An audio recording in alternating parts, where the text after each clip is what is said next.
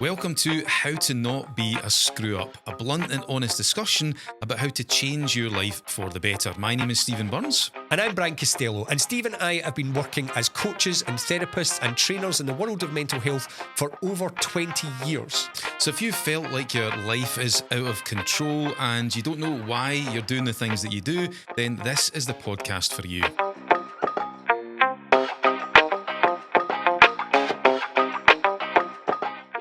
Welcome to How to Not Be a Screw Up, a blunt and honest discussion about how to change your life for the better. My name is Stephen Burns and I'm here with my buddy Brian Costello. How are you doing today, Brian? Very well, mate. Very well. Interested to speak about our topic today. I think it's one that a lot of people are struggling with, so that'll be a good one to discuss. It definitely is. And we're going to talk about how to stay calm when the world is going absolutely nuts, which I think is pretty topical at the moment, isn't it? Just a bit. I think especially from perhaps across the pond, where you wake up every morning thinking, okay, I'm going to open my BBC News app and see what crazy person had said some crazy shit overnight every single day. And we're only, at the moment, 100 days in?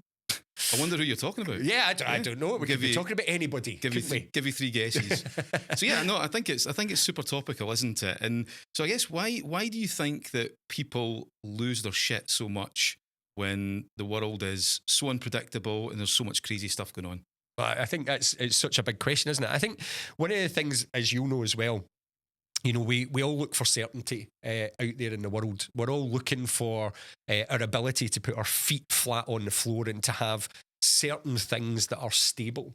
And I think at the moment, with so much uncertainty, what have we got? We could make a list, couldn't we? Financial crises. We've got what's happening in America at the moment, and therefore how that is destabilising the world. We've got our own political issues. We've got the papers and the news and the media constantly talking about how there's no money here, there's no money there. So I think for people it just unsettles us because it's a bit, I don't know if you would agree, is there a parental child thing going on there? You know, we're looking for mummy, daddy, whoever it is, to say it's okay, we've got the bills are paid and everything's going to be okay so we can breathe a little bit. So I think it's just, we look to the people that lead us for stability, and I don't think there's very many stable leaders at the moment. What about you? I mean, what's your take on it? Have I taken it too deep? I love that. I love that. Straight away. I don't think there's many stable leaders out there. I quite like that. Yeah. So, I think you touched on something important there. I think ultimately it's a fear of unpredictability, isn't it? You know, I think as human beings we feel comfortable with the familiar. So we need that base level of familiarity just to feel safe, just to feel secure, just to feel comfortable. And when that's whipped away from us, or when it appears to be whipped away from us, then that's often when we start to freak out. I mean, if you think of I haven't had a new job for many a year, but you know, like when you start a new job for the first time, the first week is an absolute nightmare. In fact, the first few months is a bit of a nightmare. You feel like a total idiot. You're tripping over your feet constantly. You don't really know what you're doing. You're having to speak to all these new different types of people. But then eventually you start to kind of get into it. You feel a bit more comfortable. You get into the flow. I think it's a bit like that, you know, and unfortunately, as you mentioned, our leaders don't appear to be too stable. We're not going to go into politics too much, of course. That's not this podcast. But I think when you are being presented with so many changes and so much unpredictability, it feels like that first month of a new job every single day. Just about. That's the thing. First month every single day. I don't know if that makes sense, but I'm sure you get the picture. It's every single day. I think that's part of it as well. As I think when you look back to what. There's a lot of stuff online about things like if you looked back to kind of 2015, even 2014, or even just before that, when things were actually not too bad, you know, and things were all right. I'm not saying there wasn't problems and all these things, but it was all relatively okay.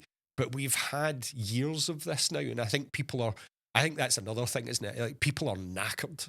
I think if you think Trump get in for the first time, and as you say, we'll stay away from politics as a specific thing, but I think it's an important part of what we're talking about. He came in for the first time in 2016. Then we had COVID and all of the stuff that destabilised. We've had wars. We've got the stuff going on in the Middle East. You've got Russia invading Ukraine, and much as these don't impact us like directly, it's not like sitting here in Glasgow, that we are directly affected by the Ukraine war, but we are affected by it, and the knock-on ripples of that is just this constant, I think, wearing people down. So not only have we not got any stability, but on a personal level, I think a lot of people are struggling to find the energy then to find that stability, their own personal stability. There was a thing I read just yesterday about wages and how the national minimum wage now, I think, comes out to if you're full time on national minimum wage, comes out at about 24 grand, whereas that before was seen as a really all right salary, but that's now the minimum wage because of everything. So I think there's just so many aspects. I mean, you talk to a lot of people like I do. What are you hearing? What do you hear from people? Yeah, it's a funny thing, right? Because I think on one level, you're right. There's so many things that are changing. There's so much unpredictability. There's so much uncertainty. At the same time, I do think sometimes we expect things to go to plan all the time, and I don't think life's like that. I think life is way more messy than what we give it credit for. And I don't know if you remember. So quite a few years ago, when we used to do quite a lot of corporate training. Yes, we would go in and teach communication skills, presentation skills, various different things like that. So we did. I don't know if you remember. We did like a training course for the NHS. Yeah, and one of the things I noticed was that the NHS has a few structural organisational problems, but most of the employees were super stressed out. Yep. And the reason they kept on giving, and this wasn't just with the NHS, I think it was with most corporate organisations that we worked with, they all said that the main cause of the stress was they would have a plan, so they'd arrive on Monday morning, they'd have their to-do list, they'd have everything sorted out, and then something would happen, or several things would happen, and all hell would break loose, and they'd have to completely tear up the plan and start all over again. Yep. And for me, I think one of the issues, now there was major issues that these organisations probably should be dealing with, some structural issues, but I think it's this human obsession with wanting everything to go to plan. And of course, life isn't like that. Life is very organic. Life is very messy. So I think absolutely there is so much nonsense going on just now, and there's some issues or major issues that need to be addressed. At the same time, though, I think we probably should be more comfortable with improvising as well. I like just that. going, you know what, life is messy. Life is organic. Let's just roll with it and see if we can take all these pieces and turn it into something good. Yeah. I like that. I see your point. I think, yeah, very much, I'd been doing this thing recently, when we've been talking about the mind. I've got to admit, I stole this off another podcast. There's an amazing podcast by a guy called David Eagleman, and he talks about how your brain's like a fortune teller. So he calls it the fortune teller brain because your brain is constantly predicting. So as you say, when we go into a plan, your fortune teller brain goes, well, there's the plan, and depending on how familiar with certainty you are and how much you love certainty, no, this is the plan. Like if you were to speak to my missus, and if you were to speak to Sheena, then she would definitely go, no, this is the plan, so this is what we've said is happening, and any deviation to that, then it can be a challenge sometimes, like just because we said we were going to leave at 10 o'clock and it's now 10:15, but we didn't say we were leaving at 10:15. But when you take that up into a more global scale, you're absolutely right. And I think, have we lost then? Do you think, have we lost our ability to be flexible? I definitely think there's a hangover from COVID on that in terms of being tired. And I think the more tired we are, is that maybe what it is? The more tired we are, the more certainty we look for. So we're not as willing to roll with the punches. And yeah, I think that's it. I think it's a balance. I mean, I do. I mean, I totally get where your wife Sheena is coming from, because I definitely like a plan. I have to say, I've tried to be a bit more unpredictable as I get older. But I remember when we used to first do presentations together, I used to plan out every single word of the presentation, and I would practice it until my voice hurted. And when I delivered it, it was very articulate, it was very on the money. But I felt like there was just something a wee bit missing, because it was like I was just speaking to the audience rather than with them. And interestingly, the point where it changed for me was when I did an improvisation class. So it was actually I was going to say it was I usually say people it's an adult acting class, but that's something That totally has different. some other connotations. I don't do adult acting. And for me, like that improvisation thing was so powerful because it puts you in a space where you have to just go with it. You don't know what you're going to say next. You're just given a few different things to talk about, but you've just got to get to that stage where you feel comfortable not knowing what you're about to say and then just going with it. And I think that's a nice analogy that, I think, it's important to have that element in your life. And I think when you do, when you're faced with unpredictable scenarios like we're in just now, you do feel a wee bit more comfortable with it. You don't have to stick rigidly to the plans. Having said that, I do love a plan. I do love a plan. So I'm not saying I'm completely like that, and I'm not saying just like rip up all your plans and just roll with the punches. But I think it is that balance, isn't it? Being able to plan, be proactive, but at the same time, when life throws curveballs, when there's loads of unpredictability there, I think we just have to go with it and see what we can make out of it. I think you're right. However, let's play devil's advocate on that. The flip of that is also true. Too much unpredictability, just being totally chaos with no plan.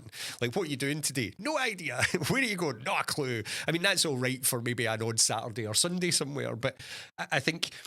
So I'm the entire opposite from you, as you know. Like, I would show up having looked at some brief notes and go, we'll be fine, and everything will be okay. How me and my wife have stayed married this long, I've still no idea, because that's pretty much how I live my life. But I recognise within myself sometimes that not having a plan and not being more organised has meant that I've missed opportunities. So I think when we're talking about this kind of global thing of to try and keep it on topic already, this idea of why do we get nervous when life's unpredictable? There's a freedom in being able to cope with unpredictability and to be able to do that. I saw that, I'm going to do this, or I'm going to go here, or I'm going to do that. But there is I think a human need to at least be knowing that there's a direction and that we're heading this way, that everything I'm doing, even though it might look chaotic, is heading in that direction. And I wonder if a lot of people these days, especially when I talk to young people and things in therapy and when we get the feedback back from the schools, especially a lot of young people really lacking direction. And I don't think it's just about young people. I think there's so many people out there that actually don't have that plan. So therefore, I think that then when the big stuff starts to go to shit and you've not got your wee stuff sorted because you don't quite know where you're going, then that just rocks you even more. And I think for somebody like me who is kind of like a wee bit more like, we'll just fly by the seat of my pants and just see where it goes, I've definitely realised over the last few years, especially in things like business and in certain parts of my life, no, hang on, it needs to be a wee bit more organised. So maybe it is about, is there a scope there then for people to start looking at, deal with what you can deal with, like start with the small stuff, and just get that little bit more stability, that wee bit more certainty. I think you're right. No, totally. You and Sheena are like the yin and the yang. I think that's so. That's maybe why we work so well too. Absolutely. I don't know, Sheena in that metaphor. Oh Jesus! I don't know if I like the sound of that. Weird. Yeah, that's really really great. But it's a balance, isn't it? Yeah. And like you say, you can't be so unpredictable. And I think that's why people are freaking out at the moment, is because we've gone so far over into unpredictability that it's almost like we don't have a plan.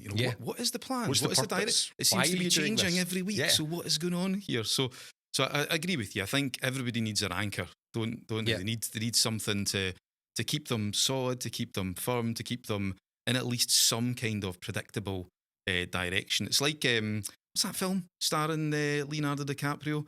Inception. Yes, Inception, amazing film. Within. Based on a true story, of course, where you invade people's dreams. Yeah. No, not really, but they had an anchor, like because they needed to know whether they were in a dream or whether they were in reality. So I think we all need that predictable sort of anchor to feel safe.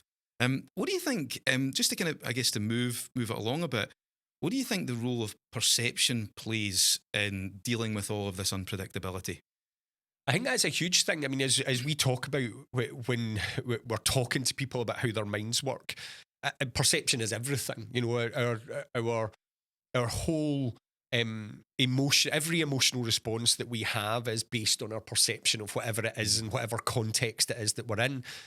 I do think there's a thing there, though, where I don't know if you've found this, when I look at how, especially online, I probably spend too much time on social media, but how people get themselves involved in stuff that actually doesn't directly affect them and then get really, really upset about it. And I get that sometimes it's a good thing because people therefore will stand up for people who need it. So when you look at, again, without getting into the politics of it, the stuff that's happened in Ukraine, the stuff that's happening in the Middle East just now, it is important that people speak up and people get upset about that, even if we're not directly impacted. But I do think, I say this when I talk to people all the time, I do think I get, my perception of US politics is swayed massively, not only by my own values and my own morals, but also by spending too much time on Reddit. And therefore I find myself getting annoyed and upset and sometimes a little bit anxious about certain things that are happening in America that have no impact on me. And that's just, as you say, it's just pure perception. My perception is skewed. I get annoyed about the fact that people in America don't get any holidays and don't get paid time off properly from their jobs. And I'm like, but I do. Well, I technically I run my own business, so it's a different thing. But we don't have that in the UK, so why am I getting annoyed about it? And I do think that how we process this in our head is very important. And compartmentalisation, that's a big one. Compartmentalisation is really important to be able to put things into their boxes and not let things get out of hand. If you're enjoying this pod and you want more, then Steve and I have produced a special video series just for you. 6 lessons that you can sign up for right now for totally free. So if you want to check that out, the link should pop up on the video just now. If you're listening on audio, though, we'll include that link in the show notes if you want to check it out. I think you're right. I think especially because we live in such a social media world these days, and a lot of people actually believe that social media is real. Yeah. It's a real representation of the world when it isn't. You know, and if you spend a lot of time on social media and arguing with complete strangers who you're never going to meet, I luckily don't do that. I don't get into the fights. I hope not. You never change anyone's mind anyway on social media. So what's the point? A waste of energy. But you know, if you do, you end up like buying into this idea that that's what the world is like. I don't know. You know, the comedian Bill Burr. Yeah. He does, is it F is for Family? I don't know if you've seen it. Is that I've not seen that, but I know who he is. He's Frank. I think it's Frank. It's brilliant. It's a great show. So I was watching an interview with him, and he was saying, like, I think he's really funny. He's got an amazing voice as well. I think he's fantastic. Yeah.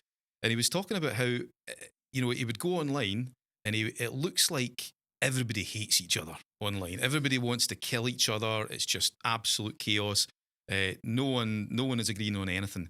And then he goes outside and everybody's really pleasant to him. You know, it's like that's a very good point. What's going on here? You know? And I think we do often forget that social media is not real life. Now, obviously, it's affecting our life. Definitely, it's affecting how we feel and how we think and how the brain is structured and all of that sort of stuff, which is a wee bit scary. But at the end of the day, it's not a reflection of real life. And as we know, you know, given what we do, this is happening all the time, isn't it? We're all reacting to a perception, not really reality. I know, like, slight diversion here, but I guess it's still on topic of dealing with uncertainty. Is you know, a couple of years ago I had a major water leak in my house. I'm sure you remember I sent you the video of it. And so basically I came home from Holland. So my son is Dutch, so I was over for the weekend seeing him, and I came in, so I had my suitcase and everything. You know, I was in a really good mood. I'd had a fantastic weekend. And as soon as I walked in, I heard this weird noise, and it was kind of like a waterfall. I was like, oh no. I've seen the video, people, by the way. It really was like a waterfall. It was just horrendous. So I rushed downstairs. So I live in as you know, an upside down house. Yep. So you go downstairs to the bedrooms and the bathroom. And as I walked downstairs, basically there was a river running through from my second bedroom into the bathroom. The whole ceiling had collapsed in the second bedroom. It was just an absolute disaster. It had been happening pretty much the full weekend. It was just horrendous. The boiler had tripped, all of that sort of stuff. And this is like at 11 o'clock at night as well. So I've no clue. And you're knackered after travelling. Exactly. And all sorts. No clue what to do. So I'm totally freaking out. And I'm thinking, what am I going to do? Where am I going to live? This is an absolute nightmare.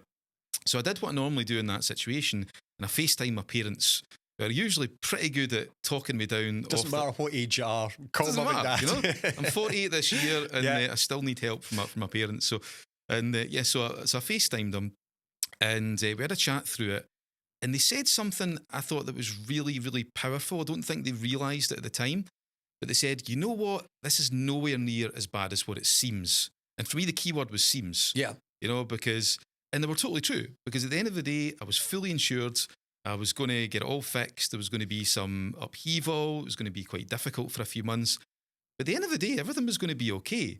And I actually ended up getting a new kitchen, a new bathroom, a new flooring, stuff Absolutely. like that. My insurance premium has gone up a fair bit, I Could tell imagine. you, but it was still, the sheer volume of work was great. And I also got to live in Glasgow for a few months as well, because so I don't live in Glasgow. He lives in the sticks, everybody. I live in the sticks. So I got to live in Glasgow for a few months because the insurance company put me up, and it was an amazing time. It was fantastic. So I think the point I'm making is that in that moment, I thought, everything is totally screwed up here, man. This is just like horrendous. But actually, it was nowhere near as bad as what it seems. And I think... and it worked out well in the end, actually. It worked out better than you could have imagined in a funny way in the end. It worked great. It's the best thing that happened that year. But it was brilliant. So, start of a new adventure. So, I think it's very easy to get pulled into this toxic idea that I guess that the online world tends to proliferate. Do you like that word there? Just you mentioned just loads of big words. Compartmentalisation was you get the award for the big word, I think. So, but actually, the world is a much friendlier place than what we maybe think. Yeah, because I think there is. It's very easy, isn't it, at the moment, to think that America is just full of absolute nut jobs who are all running about being racist, and there is definitely stories where that is true. But I'm pretty sure that if we went on a visit to many places in America, we'd find them perfectly friendly and perfectly civil. And I think that destabilisation, though, there's another big word. God, we're on it today.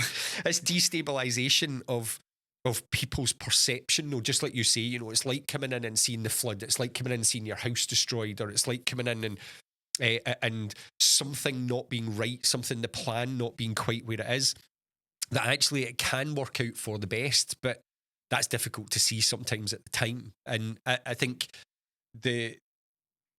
I don't think that either of us, even with how long we've spent, helping people with our minds and talking to people about how their minds work, would ever try and suggest that that's an easy process.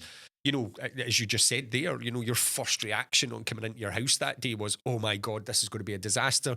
You needed some outside help to give you, your mum and dad to give you that's not as bad as it seems. It's just really powerful, that the hidden message in that story is about you'd reached out for help. You went to someone you trusted, somebody else helped you stabilise.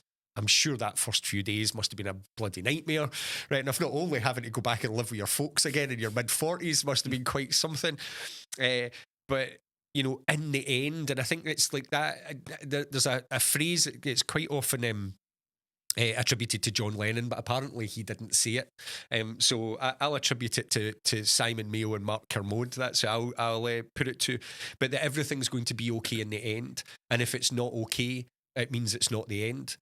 And it's that thing about being patient, about seeing something through and keeping your eyes on the prize. And I think that it sounds so trite to sit here on this podcast and say, do you know what you have to do is you just have to know that everything's going to be okay in the end. But your job here is not to try and change the world, is it? I mean, that's not the world, because as we've said, you work on your perception, not on reality.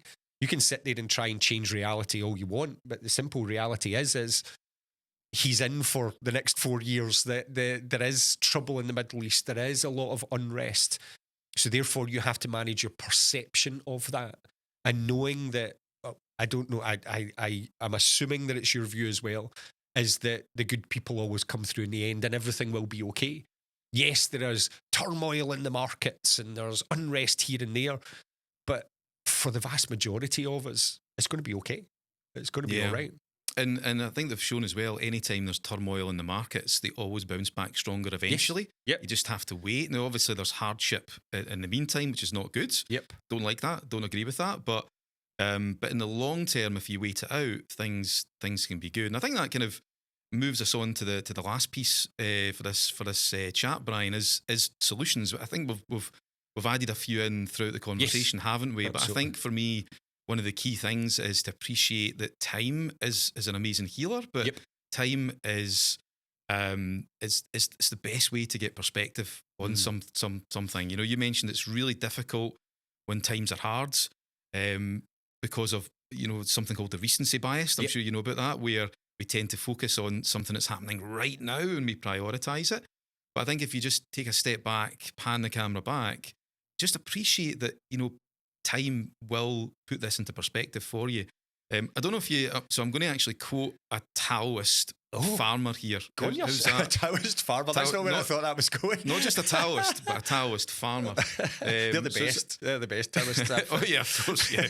Absolutely. Yeah. Glaswegian Taoist farmers. Oh, right. No, this is not Glaswegian. No, okay. But I don't know, you maybe heard the story before, but it's about so it's a Taoist tale about a farmer who is doing stuff in his field, as farmers do. I've not told this story for a while, so it might be a wee bit rough.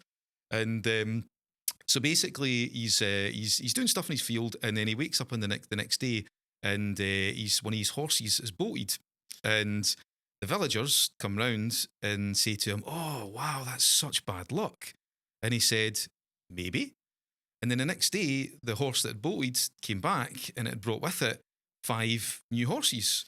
And of course, the villagers came round and said, "Wow, that's amazing! Isn't that such good luck?" Good horse. And once again, very good horse.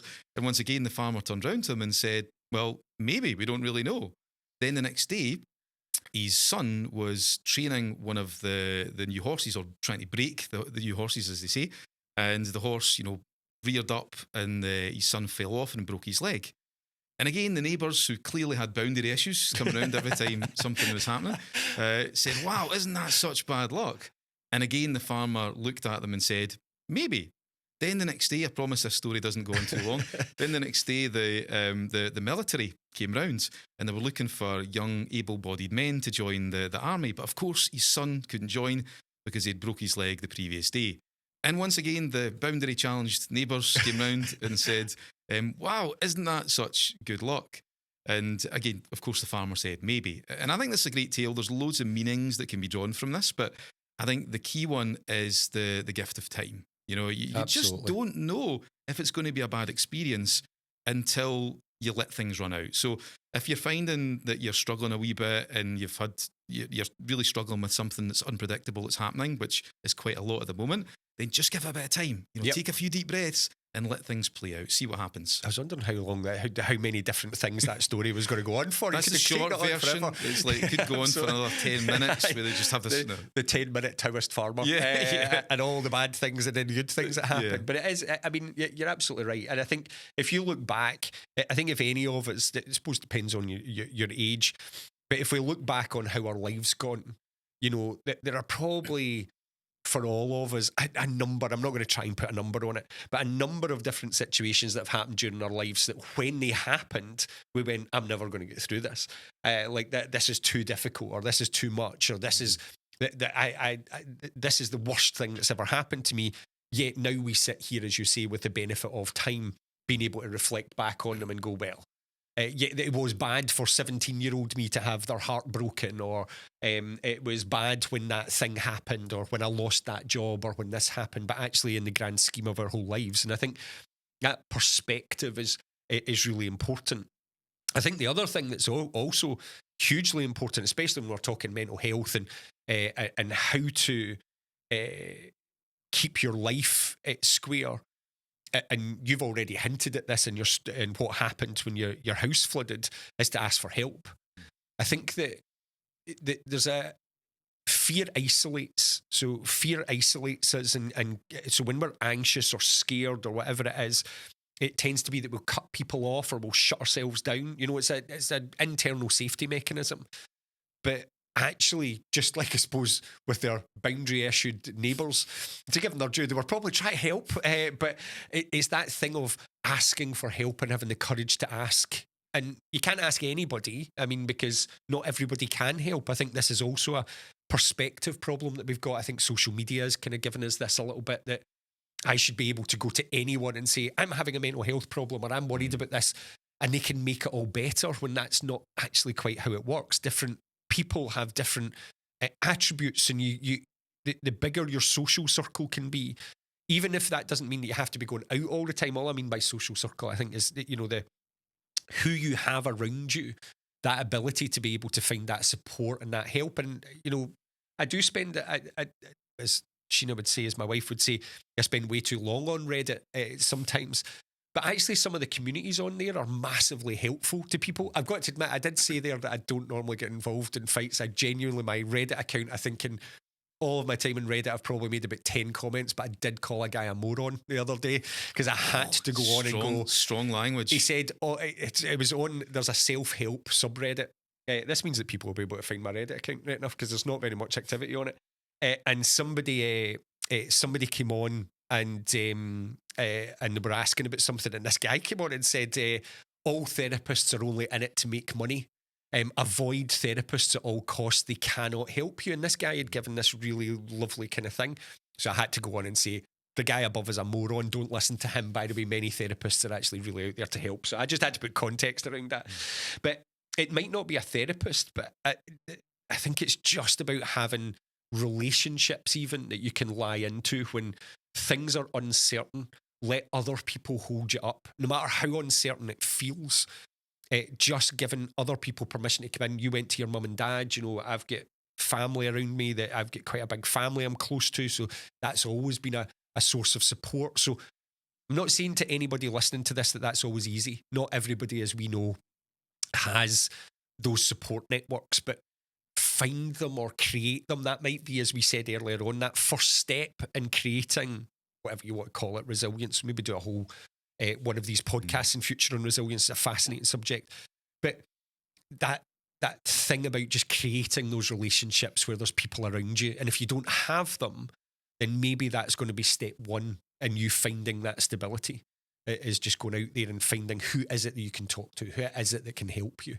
But I mean, you have, I know that you speak quite often about friends. I know that you dance a lot, so your dance community, you've got a lot of people around you as well, though, haven't you? Yeah, that'd be interesting in the middle of a dance asking for some mental health advice. So, exactly. I'm worried about US politics. Yeah. As yourself, sir.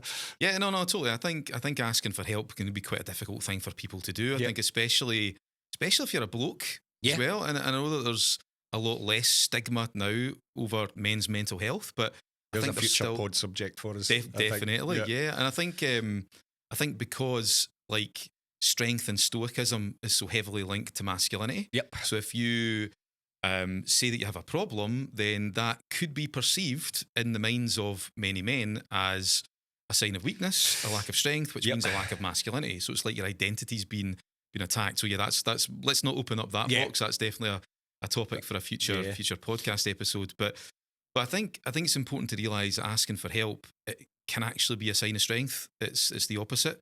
If you own your problems and you're actually doing something about it, there's something quite masculine about that. Absolutely. So I think it's totally okay to do that, and I think we should be encouraging that. So I think whoever it is that's listening to this, I think it can be one of the scariest things sometimes to say to someone, I'm feeling vulnerable. The clues in that vulnerability. There's a thing in saying, I'm not feeling 100% at the moment. I am not weak in the sense of I'm a weak person, but I'm feeling as if I don't have all my faculties at the moment. And to be able to open that up, if you think about it animalistically, that's another big word. I think that's one of the best. Is that actually a word? I don't know, but it is. Animalistically. I'm just animalistically. I watch a lot of David Attenborough. I know what I'm talking about here. So it's like you're identifying yourself as the person in the pack that maybe doesn't have everything at the moment, and that therefore just from that lizard brain that people talk about, is like, oh my God, I can't do that. But I agree with you. I think it's actually one of the biggest forms of strength is to turn around and saying, I'm feeling vulnerable at the moment. I think anybody listening to this probably is into a bit of self-help or self-development, has done stuff like that before. One of the things that I know that you and I both do as speakers is to be vulnerable on stage, because it's actually sets you up as it allows you to talk about these things, because you can go, look, I've been there, we've been there, we know what it feels like. So yeah, I think ask for help. allow that time as well to pass. Know that time will pass, and if you can get the help while the time passes, then you can feel a lot more stable, even if the world is trying to turn itself upside down, which is quite a thing. You know, and also a scientific fact, by the way, that the poles will at some point flip. And apparently, it's overdue. Did you not realise the world is actually flat? No, let's not go there. Future podcast idea. Yeah, conspiracy. Yeah, absolutely. Yes, I think that's us for today, isn't it? I think we've covered most of the bases. Very interesting chat. And I don't know if there's anything else you want to add before we bring everything to a close. No, see you next time. Fantastic. See you later on. So thank you so much. Hope you enjoyed this episode. If you are watching on YouTube, if you could like and subscribe and pop a comment below and let us know what you think. If you're listening to us on audio, then please follow us. And also, if you can, please give us a 5-star review and tell us how much you've enjoyed it, because it really helps us reach more people.